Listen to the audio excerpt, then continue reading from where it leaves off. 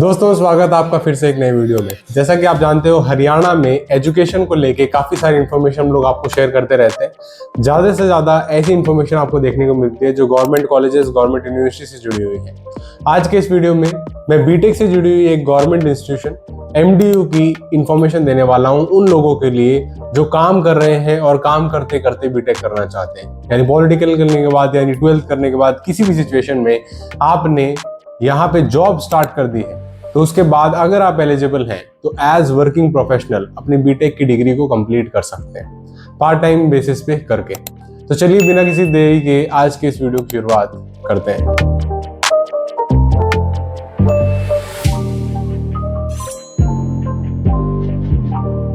BTech second year lateral entry for working professionals. जी हाँ दोस्तों, काफी सारी क्यूरीज मेरे पास ऐसी आती हैं उन लोगों की जो जॉब कर रहे होते हैं। जॉब करते करते प्रमोशंस के लिए या किसी और वजह से उन्हें बीटेक की डिग्री लेनी जरूरी होती है। अब आप जानते हो बीटेक की डिग्री डिस्टेंस से नहीं ले सकते, आप रेगुलर बेसिस पे जाके पढ़ाई करके ही स्किल्स डेवलप करने के बाद आपको डिग्री मिलती है। तो ऐसी सिचुएशन में दोस्तों यहाँ पर आपको अपॉर्चुनिटी देखने को मिलती है for BTech second year lateral entry working professionals के लिए। यानी जो लोग काम कर रहे हैं काम करते करते बीटेक कर सकते हैं। ये थोड़ा सा आप कह सकते हैं पार्ट टाइम बेसिस का कोर्स होता है जहाँ पे पार्शियली आपको क्लासेस लगानी पड़ती है और आपकी क्लासेस का टाइमिंग कुछ ऐसा ही होता है जहाँ पे आप अपने काम के बाद इस क्लास को लगा सको और अपनी बीटेक की डिग्री को कंप्लीट कर सको। ये एक बहुत ही सुनहरा मौका उन लोगों के लिए जो डिपार्टमेंटल प्रमोशंस में अटके हुए हैं बिकॉज उनकी क्वालिफिकेशन नहीं है या किसी और कारणवश वो काम करते करते बीटेक करना चाहते हैं। सबसे पहली चीज दोस्तों, MDU महर्षि दयानंद यूनिवर्सिटी के बारे में यहाँ पे बात बता रहा हूँ। Advance your career without pausing it. देखो इंस्टीट्यूशन, प्रोग्राम और गारंटी को जरा समझने की कोशिश करो। मैं आपको एक एक करके सारे पॉइंट्स बताता हूँ, आप सिर्फ आराम से बैठिए और देखने की कोशिश कीजिए कि मैं क्या कह रहा हूँ।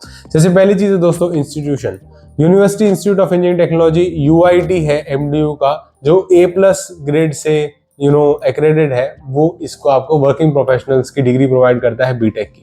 इसके अलावा प्रोग्राम की बात करें, BTech second year lateral entry exclusively engineered for working professionals holding relevant diploma या डिग्री। इसका मतलब जिनके पास कोई पहले से डिग्री है या डिप्लोमा है वो लोग इसके लिए एलिजिबल है। ठीक है, 12th करने के बाद डायरेक्टली आपने जॉब किया है तब आप इसके लिए एलिजिबल नहीं है। ठीक है, उसके अलावा क्या है दोस्तों, गारंटी है दोस्तों आपका admission strictly as per HSTS, AICTE और MDU रोहतक की गाइडलाइंस के हिसाब से ही होगा।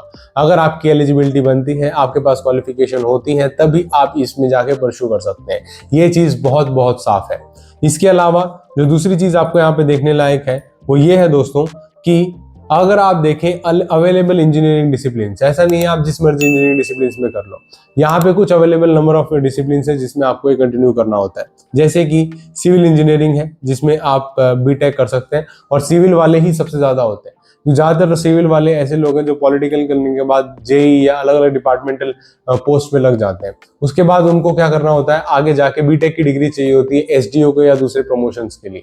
तो ऐसे में आप इस डिग्री को कर सकते हैं सिविल इंजीनियरिंग वर्किंग प्रोफेशनल्स के साथ साथ। इसके बाद इलेक्ट्रिकल इंजीनियरिंग या फिर मैकेनिकल इंजीनियरिंग जैसे भी ऑप्शंस हैं। Seats available across all categories, सभी कैटेगरीज में जो आपके सेशन की कैटेगरीज होती हैं, जो गवर्नमेंट की गाइडलाइंस है, उन सभी अलग अलग कैटेगरी में रिजर्व सीट्स आपको देखने को भी मिल जाती है। तो आप इस सुनहरे मौके को ले सकते हो और बीटेक कंप्लीट कर सकते हो अपने काम के साथ साथ। इसके अलावा दोस्तों एप्लीकेशन फीस की बात करें तो नॉन रिफंडेबल 1000 जनरल के लिए और रिजर्व कैटेगरी के लिए 700 रुपए की फीस यहाँ पे देखने को मिलती है अगर आप एज वर्किंग प्रोफेशनल बीटेक करना चाहते हैं तो।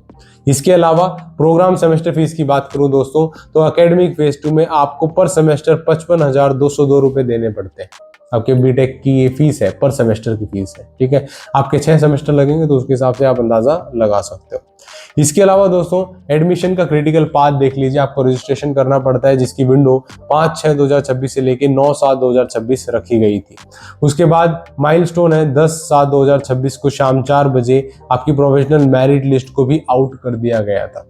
ठीक है, प्रोविजनल 4 से 5 बजे के बीच में इस लिस्ट को आउट किया गया था। एक्शन में आपको ऑनलाइन रजिस्ट्रेशन अगर आपने पहले ही कर लिया होगा, डेडलाइन वापस एक्सटेंड भी हो जाती है, लेकिन जो भी लेटेस्ट अपडेट्स है मैं बता रहा हूँ आपको मेरे टेलीग्राम ग्रुप और व्हाट्सएप चैनल के थ्रू मैं शेयर करता रहता हूँ, तो उनको भी जाके आप फॉलो कर सकते हैं। दोनों का लिंक वीडियो के डिस्क्रिप्शन में मिल जाएगा। दूसरी चीज क्या है दोस्तों, काउंसलिंग मैट्रिक जरा समझो। 11/7/2026 को सुबह 10 बजे फेज 1 होने वाला है काउंसलिंग का। फेज 2 18/7/2026 को होने वाला है। फेज 3 25/7/2026 को होने वाला है 10 बजे के बाद। First round, second round, third round या फर्स्ट सेकंड थर्ड काउंसलिंग होने वाली है। एक चीज जो याद रखने वाली है वो ये कि पहली काउंसलिंग में कैटेगरी वाइज होने वाली है काउंसलिंग, दूसरी में फिर से कैटेगरी वाइज होगी और थर्ड में without any reservation as per HSTS या AICTE गाइडलाइंस होने वाली है। तो ये सारा स्टेप बाय स्टेप प्रोसीजर था काउंसलिंग मैट्रिक्स का। डॉक्यूमेंट्स की बात करें अगर, तो कौन से डॉक्यूमेंट्स आपको तैयार रखने होंगे, लेके जाने होंगे, तो उसके लिए 10th की मार्कशीट, 12th की मार्कशीट, आपका आधार कार्ड, पैन कार्ड, उसके बाद ओरिजिनल कैरेक्टर सर्टिफिकेट, अगर आपने कोई करियर में गैप लिया तो उसका गैप ईयर सर्टिफिकेट भी देना आवश्यक है, जरूरी है। जनरल स्पेसिफिक क्रेडेंशियल है दोस्तों, अगर आपके कुछ इसमें से बनते हैं तो आपके पास होना चाहिए। हरियाणा के निवासी हो तो PPP ID यानी परिवार पहचान पत्र ID होनी जरूरी है, उसके बाद ही आप इसमें रजिस्ट्रेशन कर सकते हो। कैटेगरी सर्टिफिकेट्स की बात करें तो ये सारी कैटेगरीज आपको देखने को मिल जाती है। एनुअल इनकम का प्रूफ आपको दिखाना पड़ता है हर एक सोर्सेस से, अगर आप BC कैटेगरी है तो, BC के कैंडिडेट है तो, ठीक है। उसके बाद इनकम एंड एसेट सर्टिफिकेट लगता है EWS कैटेगरी के लिए। Migration certificate signed by relief commissioner या relief commission in Kashmiri migrant category में उनको देना पड़ता है। इसके अलावा दोस्तों मेडिकल सर्टिफिकेट दिव्यांग को देना आवश्यक है, जरूरी है। ये कुछ बेसिक चीजें हैं, डॉक्यूमेंट्स है जिनको आपको तैयार रखना होगा, बहुत जरूरी है। अब क्रिटिकल प्रोफेशन क्रेडेंशियल्स की बात करें तो पहले नंबर पे एम्प्लॉयर इंडोर्समेंट जरूरी है, यानी ये सबसे इंपॉर्टेंट आप लोगों के लिए जो काम कर रहे हो, ध्यान से सुनना, बाद में कंफ्यूजन होती है आप लोगों को। यहाँ पे पहला है एम्प्लॉयर इंडोर्समेंट, यानी स्पॉन्सरशिप सर्टिफिकेट या NOC जिसको बोलते हैं, जिसके अंडर में अभी आप काम कर रहे हैं, उसको कोई ऑब्जेक्शन नहीं होना चाहिए। नो ऑब्जेक्शन सर्टिफिकेट उसका लगेगा, तभी जाके आप ये डिग्री कंटिन्यू कर सकते हैं।